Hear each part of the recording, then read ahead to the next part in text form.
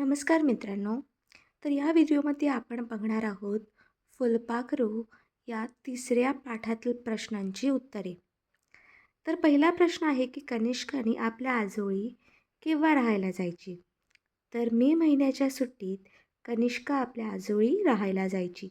आजोळी म्हणजे तिच्या मामाच्या घरी. दुसरा प्रश्न आहे की कनिष्काने फांदी पानासह सुरवंटाला कोठे सोडले?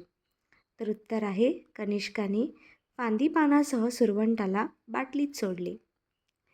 तिसरा प्रश्न असा आहे की कनिष्काने बागेत प्रथमच कोणकोणत्या रंगांची फुले पाहिली?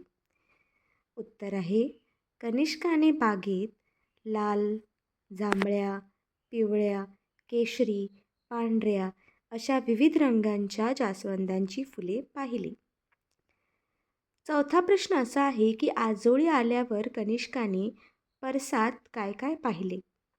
उत्तर आहे आजोळी आल्यावर कनिष्काने शेणानं सारवलेलं अंगण, मधोमध असलेले तुळशी वृंदावन, बाजूने लावलेली तऱ्हेतऱ्हेची फुलझाडे, बाजूला असलेली आमराई, मागच्या बाजूला खळाळत वाहणारा ओहोळ आणि काठावरील असलेली माड, पोफळी, फणस, कोकम, काजूची झाडे इत्यादी गोष्टी पाहिल्या.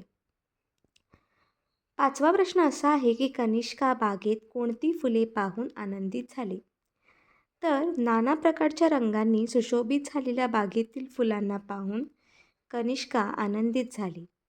एका बागेत लाल, जांभळ्या, पिवळ्या, केशरी, पांढऱ्या अशा विविध रंगांच्या जास्वंदांची फुले ती प्रथमच पाहत होती. सहावा प्रश्न असा आहे की कनिष्काने सुरवंटांचे फुलपाखरू कसे होते हे पाहण्यासाठी काय केले? तर उत्तर आहे कनिष्काने फांदी पानासह सुरवंटाला एका काचेच्या बाटलीत सोडले, वरती थोडं पाणी शिंपडून पानाचे तुकडे आत टाकले आणि छिद्रे पाडून वर पुठ्ठाही ठेवला.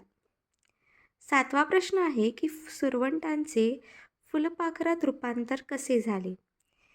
कनिष्काने फांदी व पानासह सुरवंटाला बाटलीत सोडले, वरती थोडं पाणी शिंपडून पानाचे तुकडे आत टाकले आणि बाटलीवर छिद्रे पाडून वर पुठ्ठा ठेवला.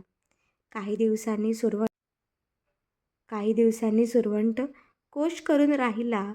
त्यानंतर कोश फोडून ठिपक्या ठिपक्यांचे सुंदर फुलपाखरू बाहेर आले.